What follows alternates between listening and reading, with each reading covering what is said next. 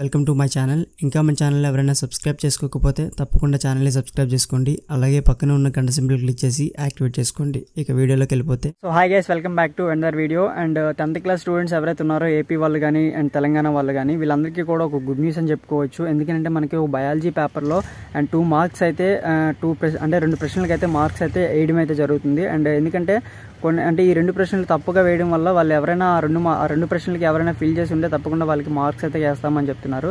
And తప్పకుండా ఒకవేళ మీరు ఫిల్ చేసి ఉంటే తప్పకుండా మీకు కూడా మార్క్స్ అయితే వస్తాయి. అండ్ ఇంకోటి ఏంటంటే చాలా మంది స్టూడెంట్స్ అయితే బ్రో మనకి ఈ రిజల్ట్స్ అనేవి ఎప్పుడు వస్తాయని అయితే అడుగుతున్నారు. ఈ రిజల్ట్స్ అనేవి తప్పకుండా మనకి మే 3 నుంచి 4వ తేదీ మధ్యలో డెఫినెట్గా అయితే వస్తాయి. అండ్ ఈ వచ్చే ముందు కూడా మేము అనౌన్స్మెంట్ చేస్తాము ఆఫీషియల్గా అయితే అని చెప్తున్నారు.